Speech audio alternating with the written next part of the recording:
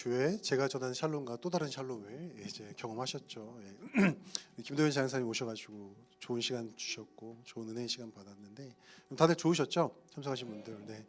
많이들 이제 눈물을 보이시더라고요. 저도 특히 돌베개란 찬양을 들을 때 울컥울컥했는데 또 2차 울컥이도 광야에서 또 이제 네, 은혜의 시간이었습니다.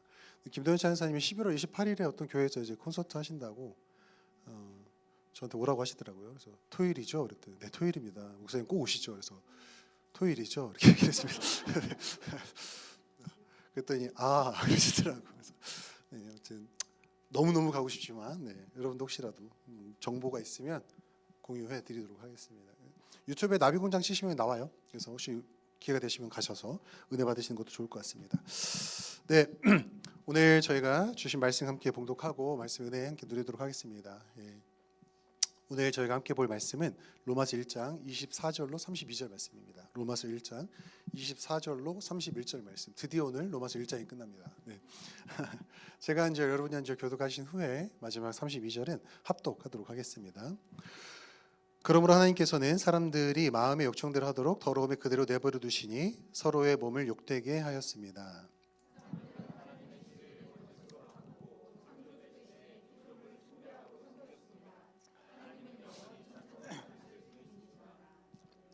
이런 까닭에 하나님께서는 사람들을 부끄러운 정욕에 내버려 두셨습니다. 여자들은 남자와의 바른 관계를 바르지 못한 관계로 바꾸고 또한 남자들도 여가 남자와 더불어 부끄러운 짓을 하게 되었습니다. 그래서 그들은 그 잘못에 마땅한 대가를 스스로 받았습니다. 사람들이 하나님을 인정하기를 싫어하므로 하나님께서는 사람들을 타락한 마음자리에 내버려 두셔서 해서는 안 될 일을 하도록 놓아 두셨습니다. 사람들은 온갖 불의와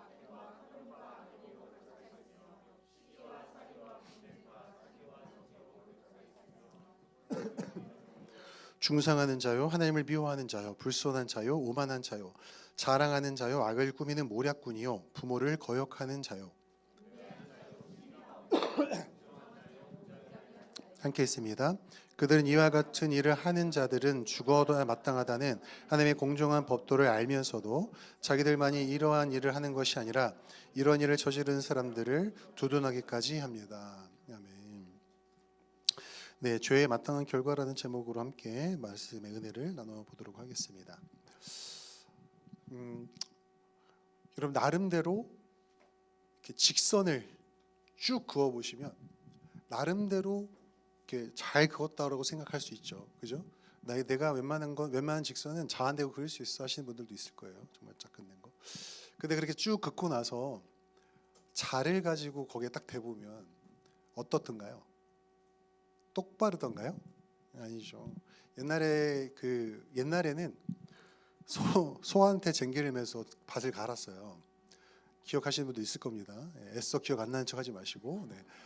그러면 소에다가 쟁기를 묶어서 쭉 앞으로 가면 소는 앞으로 쭉 가요. 근데 뒤에서 잡고 있는 사람이 방향을 잡아줘야 돼요. 이렇게 잡아줘야 되는데 방향을 잡을 때 제일 중요한 게 뭐냐면 흔들리지 않는 한쪽에 고정해서 내 시선을 고정시켜 놓고 쭉 앞으로 가야 됩니다. 근데 어떤 분이 앞에 나무를 바라봐야 되는데 나무에 매여 있는 소를 바라본 거예요. 소가 움직이잖아요. 그럼 이 사람이 어떻게 하죠? 같이 움직이겠죠. 자기 나름대로 올바로 간다고 갔는데 뒤돌아보면 어떻게 되죠? 삐뚤빼뚤 이렇게 엉망으로 이렇게 쟁기가 갔던 것을 발견할 수 있습니다. 하나님이라는 거룩하신 분, 하나님의 거룩하고 선하신 성품에 우리가 그 정의로우심에 비교해 보면 인간은 너무나도 죄악되고 비뚤어진 존재죠. 나름대로 열심히 산다고 해도 인간은 하나님이라는 기준을 딱 갖다 대면 비할 데가 없이 정의롭지도 못하고 바르지도 못하고 의롭지도 못한 것이 인간이라는 존재입니다. 하나님을 하나님의 자리에 두지 않고 본인 스스로 혹은 이 세상 속 피조물을 그 자리에 앉혀놓으면 당장에는 좋아 보이고 당장에는 유쾌해 보이고 당장에 편해 보일 수 있으나 그 결과는 너무나도 끔찍하고 참담한 것을 우리는 돌아보면 알 수 있습니다. 우리는 앞서서 살펴봤던 내용들을 통해서 사람들의 마음이 미련하여서 하나님을 거부하고 그 기준을 떠나서 허무한 것을 바라보면서 바라보며 살아가는 죄의 문제를 이야기를 했습니다. 앞선 구절을 통해서 죄악된 인간이 보일 수 있는 미련한 상태를 이야기했다면, 오늘은 이 본문을 통해서 그러한 죄악되고 미련한 상태에서 어떠한 죄악들이 실제로 우리의 일상생활 속에서 드러나는지를 한번 살펴볼 수 있습니다. 본문에서는 원인 결과의 순서가 등장을 하고요. 우리는 그러한 이야기를 통해서 이 세상의 삶에서 경계하고 멀리해야 하는 삶의 자세와 태도, 그리고 그 삶의 자세와 태도로부터 나오는 결과들을, 경계해야 되는 결과들을 알아볼 수 있습니다. 자, 본문에서 하나님을 떠난 사람들이 실생활에서 보여주는 타락의 모습 세 가지와 그의 원인을 좀 찾아볼 수 있습니다. 첫째로 도덕과 윤리의 붕괴입니다. 도덕과 윤리의 붕괴. 본문 24절에서 25절을 보면요, 사람들이 하나님을 하나님으로 인정하지 않은 마음의 자세는 결국 하나님께서 그들을 그들의 죄성 가운데 내버려 두시는 결과를 초래했다라는 것을 볼 수 있습니다. 이 구절은 사실 25절로 시작해서 24절로 돌아가는 구조로 봐야 더 자세히 바르게 이해할 수 있거든요. 사람들은 하나님을 인정하지 않고 그분이 진리이심을 거부했습니다. 모든 것의 기준 되시며 참된 진리 되신 하나님을 거부한 사람들의 마음에는 하나님이 아닌 우상, 즉 창조된 피조물에 불과한 그 어떠한 것들이 자리 잡게 되는 것이죠. 하나님을 하나님 자리에서 끌어내리면 그 자리가 비어 있는 것이 아니에요. 그 자리는 어떻게든 무엇이든 대체물이 차지하게 되어 있습니다. 사실 그러나 그 대체물, 그 우상은 아무런 능력이 없습니다. 아무런 능력이 없어요. 다만 사람들이 우상을 앞세워서 진짜로 하고 싶은 것은 자기 자신이 모든 것의 기준이 되고 자기 자신의 유익과 이익을 추구하는 삶에 대한 합리화입니다. 그렇게 기준이 무너지니, 하나님이 하나님 자리에서 내려오고 하나님의 진리와 기준이 무너지니, 하나님이란 절대 진리를 무시하고 그 자리를 사람이, 심지어 다른 피조물이 차지하니 사람들의 삶 속에서 도덕과 윤리가 무너지기 시작합니다. 여러분, 도덕과 윤리는 사람들이 사람들과의 관계, 사회 속에서 지켜야 되는 기준들이잖아요. 근데 절대 진리가 무너지면 상대적으로 절대 진리에서 파생된 이 기준들이 무너질 수밖에 없다는 것입니다. 도덕과 윤리의 타락이, 한 사회가 도덕과 윤리적으로 타락했다고 해서 그곳에 살아가고 있는 구성원들이 타락하는 게 아니라는 거예요. 오히려 인간의 타락이, 인간의 죄성이 삶에서 나타나고 결과로 드러나는 것이 바로 윤리와 도덕의 타락이라는 것입니다. 도덕과 윤리가 타락해서 인간이 타락하게 된 것이 아니라, 사회가 타락하고 주변 환경이 타락해서 인간이 타락한 것이 아니라, 절대 진리신 하나님을 떠나 타락한 인간의 삶에 드러나는 것이 바로 도덕과 윤리의 타락이라는 것입니다. 우리가 지금 바라보고 있는 윤리와 도덕이 타락한 이 세상은요, 이 사회는 결국 뭐예요? 우리 타락의 결과물이라는 거예요. 인간의 타락의 결과물이라는 것입니다. 자, 도덕과 윤리, 이 우리가 합의하에 갖고 있었던 기준들이 무너지면요, 그리고 우상 숭배가 만연하게 되면요, 가장 먼저 드러나는 증상이 뭘까요? 절제, 통제, 매니지먼트, 절제가 아니라 욕망, 욕정, 그대로 살아가는 무절제하고 방종한 삶입니다. 기준으로 잡아줬던 그러한 절제되어 있고 다듬어져 있고 만들어져 있는 그 규제와 통제 안에서 통제되는 삶이 아니라 무절제한 삶, 그대로 하고 싶은 대로 다 하는 삶, 거기에 도덕과 윤리는 상대적으로 막 바꿀 수 있는 것이 되어버리는 상대주의적인 삶이 되어지게 됩니다. 24절에서 말씀하는 것처럼 모든 기준이 사라져 타락한 인간은 자신의 몸을 삶을 욕망과 욕정에 그대로 맡겨버리게 됩니다. 그리고 자연스럽게 뒤따르는 게 뭐죠? 육체의 타락, 즉 성적인 타락으로 이어지게 되어 있습니다. 자, 그래서 두 번째, 성적 타락입니다. 성적 타락. 도덕과 윤리의 타락은요, 분명히 성적 타락으로 이어지게 되어 있습니다.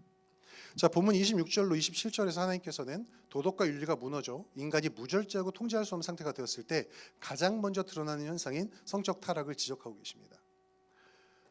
여러분, 우상 숭배를 할 때, 특별히 우상 숭배를 할 때 왜 성적 타락이 만연할 수밖에 없었냐? 이전에 몇 번 설명드렸지만 우상 숭배라는 신전에서는 항상 우상들을 즐겁게 해주는 그런 가증스러운 성적인 행위들이 있어 왔기 때문에도 성적 타락은 있을 수밖에 없습니다. 그렇죠? 자, 그리고 이러한 성적 타락을 가속화시키는 것이 바로 인간의 마음속에 존재하는 부끄러운 정욕이죠. 부끄러운 정욕. 내 마음대로 하고 싶다. 내가 즐기고 내가 누리고 내가 경험하고 싶은 모든 쾌락을 누리며 살고 싶다라는 무절제하고 부끄러운 정욕입니다. 하나님께서는 하나님을 거부하고 떠나 자기 스스로 모든 것의 기준이 되려는 인간의 정욕을 말씀에서 어떻게 말씀하고 있죠? 그대로 내버려 두셨다라고 하고 있습니다. 인간의 타락하고 우리 사회에 악이 만연한 것이 하나님의 책임이라는 겁니까? 인간의 타락 때문이라는 겁니까? 인간의 타락 때문이라는 거예요. 그리고 그 곱게 불린 정욕은 인간에게 가장 취약하다고 할 수 있는 본능과 정욕 중에 하나인 성적인 영역을 타락시킵니다. 여자들은 남자와의 바른 관계, 남녀가 바른 관계에 바르지 못한 관계로 바른 관계를 바르지 못한 관계로 바꾼다, 변질시킨다라고 말씀하고 있습니다. 여기서 말하는 바른 관계는 무엇일까요? 하나님이 사람과 사람 사이, 남자와 남자든 여자와 여자든 남자와 여자든 사람과 사람 사이에는요, 하나님의 자녀 사이에서 이루어지는 아름다운 관계를 예비해 놓으셨고 계획해 놓으셨습니다.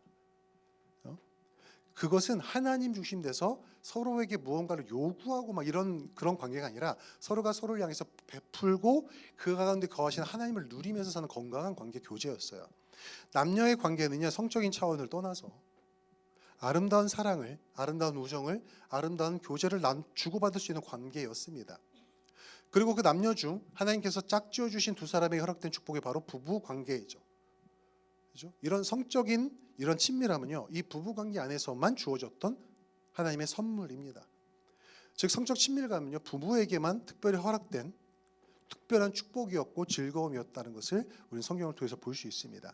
그러나 인간이 스스로 모든 것의 기준이 되고자 외치며 그 진리의 하나님, 하나님의 모든 기준을 떠나자 그러한 아름다운 성적 영역마저도 가장 더럽게 타락시켜버리게 되는 것을 볼 수 있습니다. 여자 남자의 관계는 어느덧 그 순수한 교제와 사랑의 나눔의 관계가 아니라 어떠한 타락한 목적성을 가진 관계로 타락해버리게 되었어요. 그죠? 마치 성적인 목적과 쾌락의 필히 동반되어야 하는 것처럼 이상하게 타락해버렸습니다.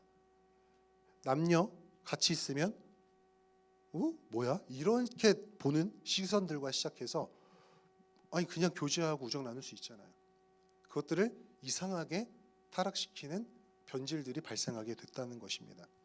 부부관계 안에서만 허락된 아름다운 성적 친밀감이요, 그 연합과 부부의 의무, 책임과 서로를 향한 희생과 용납이라는 아름다운 부부의 관계성과 연합의 비밀을 쏙 빼버리고 서로가 육체적으로 누리고 가져갈 수 있는 성적 쾌락에만 초점을 맞춘 동물적이며 일차원적인 본성적, 본능적 쾌락으로만 변질되기 시작한 것이죠. C.S. 루이스 교수님의 오독이라는 책이 있습니다. 이것은 기독교 서적이 아니에요. C.S. 루이스 교수님이 어떠한 전공이신지 혹시 아신가요? 인문학입니다. 인문학인데 인문학에 관련된 책이 오독이에요. 제대로 미술 작품들, 예술 작품들을 감상하기 위해서 참조할 수 있는 책이 오독이라는 책입니다. 이 시대가, 이 책에서 C.S. 루이스 교수님께서 지적하시는 것이, 이 시대가 미술 작품이나 문학 작품을 감상할 때 그 작품의 작가가 원래 의도했던 그 의도나 목적이 아닌 감상자의 주관적인 감정에만 집중하게 한다는 비평이 나와요. 그 비평으로 책이 시작됩니다. 자, 여러분 미술 작품이 있어요. 여러분 어떠한 미술 작가를 좋아하시나요? 저는 저랑 저희 아내는 고흐하고 그 모네를 되게 좋아해요.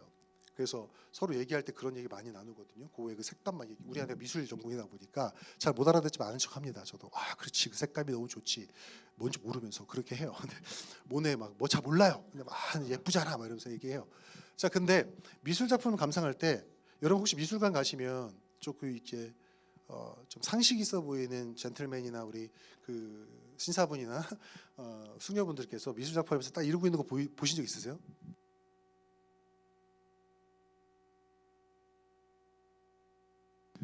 가끔가다 여러분 중에도 흉내 내신 분들 있으시죠? 미술 작품 앞에서. 머릿속에 무슨 생각해요? 우리 강영처럼 오늘 점심 뭐 먹지? 뭐 이런 생각들 하시는데 뭐 먹을까? 이거 끝나고 커피는 못 마시지. 이게 생각하는데 앞에서 이렇게 생각하잖아요. 실제로 미술을 감상하는 사람들이 왜 그 앞에서 그렇게 사색하면서 바라보고 있을까요? 뭘까요? 미술 작품 앞에는 무조건 벤치가 있는데 벤치는 왜 마련되어 있을까요? 쇼핑하듯이 돌다가 힘들면 앉아 있을까요? 감상을 하고 있는 거거든요. 미술 작품을 감상할 때 어떻게 감상을 해야 되죠? 우리의 모든 기준과 생각과 경험을 비워내고 작품 그대로 보면서 작가가 이 그 작품에 뭘 담고자 했는지를 계속해서 발견하는 게 미술 작품을 감상하는 방법이에요, 원래는. 그래서 작가에 대한 뒷조사도 필요하죠. 모네가 이 사람이 인상주의자구나. 인상주의자들은 진짜 본질보다 보여지는 인상, 임프레션, 이것을 담고 싶어하는 사람이구나. 후대에 가면 현상은 점점 본질은 사라지고 눈에 흐트러지는 빛 같은 형상들만 남게 되는 것을 보게 되는 거죠. 그럼 모네는 이걸 봤을 때 허무했을까? 아니면 무언가 간절했을까? 절박했을까를 생각하면서 작품을 감상하라는 것이 원래 그 작가의 의도를 파악하며 보는 거죠. 근데 C.S. 루이스가 지적한 건 뭐냐면 요즘 현대 사람들, 현대 문학가들은 그거 다 필요 없고 네가 뭐 느끼는지 그 느낌만 있으면 되라고 가르친다는 거예요. 작가의 의도와 목적은 상관없어. 감상하는 사람이 주체인 거야. 그걸 책이 뭐라 말한 거죠? 오독, 잘못 읽고 있다라고 지적한 거예요. 마치 작가가 그런 의도도 아닌데 내가 볼 때는 모네는 그냥 이 아름다움을 담아서 동심으로 돌아가고 싶었던 것 같아. 나에게 동심이 생겼거든. 약간 이런 식으로 감상한 다음에 그것은 작가에 대한 폭력이다 라고까지도 C.S. 루이스는 얘기합니다.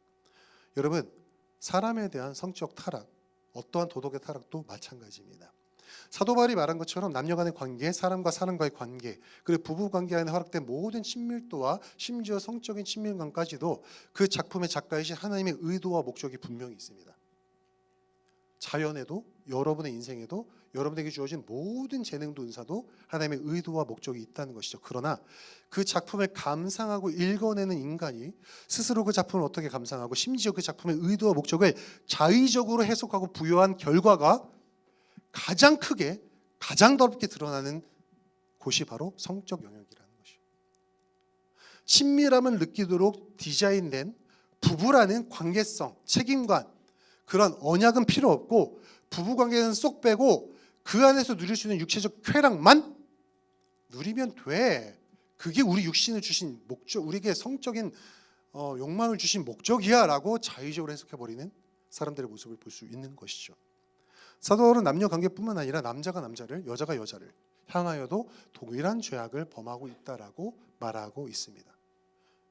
그리고 엄중히 경고합니다. 그에 마땅한 대가를 스스로 받았습니다라고 말하고 있습니다.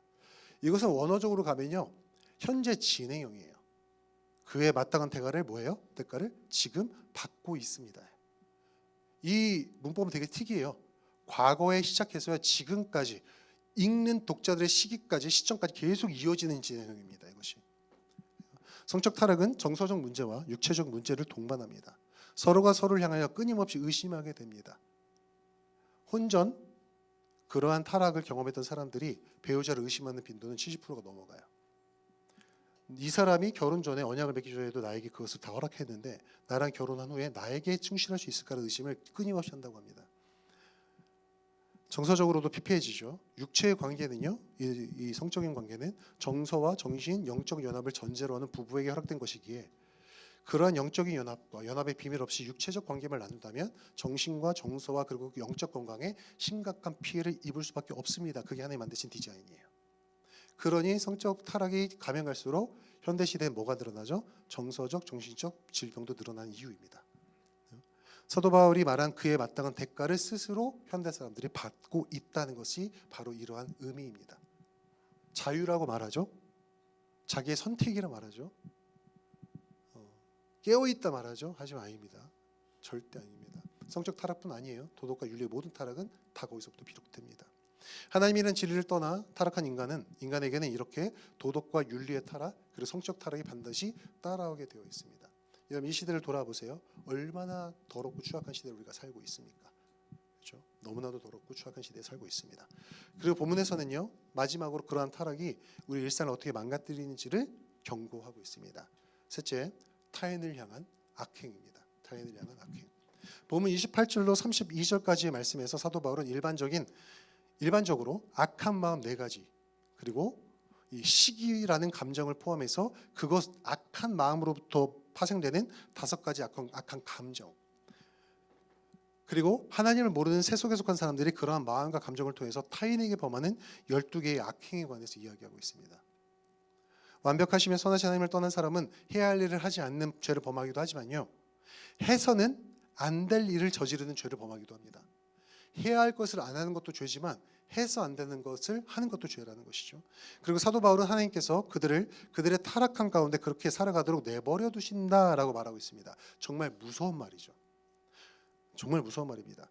타락함 가운데 거하는 사람들의 마음에는요, 불의, 악행, 탐욕, 악의로 가득 차 있습니다. 그들에게는 정의가 없습니다. 불의합니다. 자신에게 이로우면 좋은 것이지 유익이 되면 어떤 가치나 기준을 떠나서 다 좋은 것이지 그렇게 생각합니다. 정의가 없습니다. 그들의 마음에는 순수한 악이 가득합니다. 순간 선해 보이지만 결국은 시간이 지나면서 그것이 자신의 유익을 위해 남을 이용하거나 사용해 먹으려고 했다는 악함이 숨겨져 있었다는 것, 순수한 악함이 있었다는 것을 발견하게 됩니다. 또한 끊임없이 무언가를 요구하고 원하는 탐욕이 자리 잡고 있습니다. 만족할 줄 몰라요. 계속해서 탐욕을 부립니다. greedy해요. 무언가를 가지고 있으면서도 더 가지려고 하는, 절대 만족함을 모르는 탐욕으로 가득한 세상을 살고 있습니다. 악한 의도, 복수하고 되갚고 어떻게든 눈에는 눈, 이에는 이 갚으려는 악한 의도를 숨기고 있고 요즘은 과감히 드러내고 있습니다. 더 글로리라는 영화가 진짜 악한 영화거든요. 드라마거든요. 복수를 그렇게 복수하는 것을 정당화시키잖아요. 정당화. 당연히 복수해야지 그러면. 네. 하나님의 법은 그게 아니거든요. 그게 아닙니다. 악의로 가득한 세상. 악한 마음으로 가득한 세상. 원수를 절대 잊지 않고 앙심을 품는 악독스러운 마음을 정당화시키고 있죠. 그 마음이 가득하다라고 성경이 지적하고 있는 거예요. 그러한 마음의 상태에서 사람들은 나보다 더 나은 조건, 상황과 환경, 혹은 이유 없는 시기와 질투, 살의와 분쟁, 사기와 적이라는 감정에 사로잡힌 채 살아갑니다. 사람들 사이에서 평화의 사람으로 살아가는 하나님의 사람인데 하나님의 기준과 말씀은 생각할 여유가 없습니다. 질투가 나거든요. 그들은 자신이 세상에서 가장 불행하고 고통스러운 삶을 살고 있으며 남들이 누리는 것, 남들이 스스로 노력하여 살고 있는 것들조차도 모두 빼앗아서 자신이 누리고자 하는 마음을 가지고 있습니다. 현대 사회가 그 현상이 더욱더 가중되고 있어요. 돈 많은 사람들은 다 악한 사람들인가요? 돈 잘 버는 사람들은 다 불법 저지르어서 돈 버는 사람들이에요? 아닙니다. 그런 사람들도 있겠죠. 그럼 가난하다고 해서 다 선합니까? 아니요. 그러지 않습니다. 이상한 기준들이 생겨나고 있어요. 그러한 마음과 감정은 그대로 남들을 향한 악행으로 드러납니다. 뒤에서 남을 헛되습니다. 근거 없는 말로 남을 비방하고 오해와 험담을 퍼뜨려 명예를 훼손합니다. 그냥 누군가에 대해서 오해 한마디 들으면 믿어버리고 퍼뜨리기 시작해요. 중상한다는 뜻입니다. 중상한다는 뜻. 명예훼손하듯이 그 사람에 대해서 백슬라이딩, 가십한다라는 뜻입니다. 하나님을 미워한다는 것은요, 하나님의 형상으로 만든 사람들을 미워한다는 뜻입니다. Haters of God이라고 나와 있어요. 하나님을 증오하면요, 하나님의 창조물과 하나님께서 허락하신 모든 게 미워지게 되어 있어요. 하나님께서 살인죄를 왜 금하셨죠? 사람은 하나님의 형상으로 만들어졌으니 그 형상을 마음대로 다뤄서는 안 된다는 거예요. 사랑하라는 존재죠. 근데 하나님을 미워하면 하나님의 사랑인 인간들도 미워하게 되어 있다는 겁니다. 사랑의 마음이 없습니다. 자신에게 이롭고 자신이 사랑하고자 하는 사람만 사랑하려 합니다. 사랑할 수 있는 사람 사랑하는 것은 어린아이도 합니다. 성숙한 사람이 취할 자세가 아닌 거죠. 사랑 못할 대상을 사랑하는 것이 성숙한 크리스천의 자세인데 그런 마음이 없어요. 자신에게 이롭고 자신이 사랑하고자 하는 사람만 사랑하려고 하고 친절이 없습니다. 그런 사람들에겐 친절할 수 없어요. 현대인들에게 친절 찾아볼 수 없습니다. 그래서 불손합니다. 겸손하거나 친절하지 않고 예의가 없다는 뜻이죠. 현대인들은 항상 화나 있잖아요. 무슨 말만 해도 화낼 준비되어 있는 것 같잖아요. 차 운전하다 보면 언제나 다 전쟁터에 나가는 전사들 같잖아요. 그렇죠? 저를 비롯해서 왜 이렇게 다들 화가 나 있지? 이런 생각이 듭니다. 지하철만 타도 조금만 스쳐도 막 짜증내고 막 다들 화낼 준비하고 있는 것처럼 보여요. 그렇죠? 저도 할 말이 없습니다. 불손해요. 사도 바울은 이러한 사람들은 하나님께서 금하시고 하지 말아야 한다고 명령한 이 모든 것들, 이러한 죄악 가운데 사는 죄인은 죽어 마땅하다고 선포하신 하나님의 정의, 그분의 기준을 철저히 무시한다라고 말하고 있습니다. 내가 기준이에요. 세상을 볼 때, 정부를 볼 때, 교회를 볼 때, 목회자를 볼 때, 리더를 볼 때 자기가 기준이에요. 다. 자기가 정한 기준에 벗어나면 악한 겁니다. 올바르지 않은 거예요. 부족한 겁니다. 그 기준이 맞다는 기준은 어디서 나오죠? 나에게서 나왔잖아요. 그들은 이러한 하나님의 법을 모든 인류의 심령에 새겨진 율법, 즉 양심을 통하여 충분히 알고 있으면서도, 로마서 1장에서 뭐라 말하죠? 자연 만물에 하나님이 새겨졌다 말하죠. 누구도 핑계하지 못한다 말하죠. 그 양심을 통하여 충분히 알고 있으면서도 스스로 거리낌이 없이 행한다고 말하고 있습니다. 양심조차도 넘어서는 본인의 정당함이 있는 거예요. 하나님을 모르는 자들이 그렇게 살고 있다는 겁니다. 집단적으로, 단체적으로, 심지어 자신들만 그렇게 사는 게 아니라 집단적으로, 단체적으로, 국가적으로 그러한 일을 합법화하고 합리화하려 한다고 말하고 있습니다. 지금 이 시대가 똑같은 모습으로 돌아가잖아요, 여러분. 하나님께서 죄라 말씀하신 것들을 정부가 뭐라고 왜 합리화시킵니까? 그것을 합법화시킵니까? 하나님 위에 있지 않잖아요, 정부는. 하나님이 임명하신 사람들이잖아요. 두려움이 없잖아요. 하나님의 기준을 떠났으니까. 그렇죠? 여러분 이거 정말 두려워해야 될 줄 믿습니다. 여러분 시대적인 상황들을 잘 보시고 기도해야 될 줄 믿습니다. 사도 바울이 말했던 약 2000년 전에 말했던 이 상황들이 지금 그대로 일어나고 있어요. 우리 삶 가운데, 우리의 사회 가운데 벌어지고 있습니다.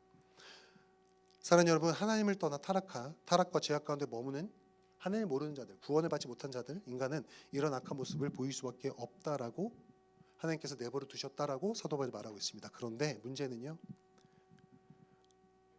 지금 예배드리고 있는 우리도 이 말씀에서 열거한 악한 일들에 거의 모든 것이 포함된다는 것입니다. 여러분 아니라고 말할 수 있는 분 있을까요? 혹시? 저도 아니라고 말 못하겠어요. 우리 안에도 이러한 비도덕적이고 비윤리적인 모습들이 있습니다. 그렇죠? 인정할 수밖에 없죠. 우리도 죄인이기 때문입니다. 그러나 우리는 세상과는 다릅니다. 뭐가 다르죠? 우리는 그것이 죄인 것을 아는 사람들입니다. 싸워야 하는 대상인 것을 아는 사람들입니다. 최소한 넘어져도 일어나 싸우려고 하는 사람들입니다. 정상이 아니라고 인지하고 거부하고 싸우려고 어떻게든 말씀 붙드는 사람인 줄 믿습니다. 연약하여 그러한 죄의 습성에 끌리는 것을 하나님도 알고 계십니다. 우리는 그렇기에 그러한 연약함을 핑계 삼아서 질질 끄는 게 아니라 그런 연약함을 알기 때문에 더욱더 처절히 몸부림치며 절대 진리, 하나님이라는 말씀, 절대 기준으로 돌아가야 할 줄 믿습니다. 세상은 여전히 이러한 모습입니다. 우리가 살고 있는 사회, 여러분의 직장, 여러분의 가정, 심지어 여러분의 관계 맺는 일상의 삶의 터전, 그곳은 바로 그러한 가치관의 지배에는 망가져버린 타락한 세상입니다.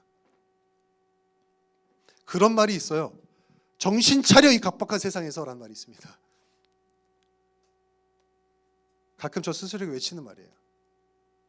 박 목사 정신 차려. 이 각박하고 세속된 세상 속에서 목사란 타이틀이 널 지켜줄 줄 알아? 목사란 타이틀이 거룩을 만들어주는 줄 알아? 라고 저 스스로에게 외치면서 살아가고 있습니다. 여러분 알아서 하세요. 저는 여러분에게 외치지 않겠습니다. 알아서 하십시오.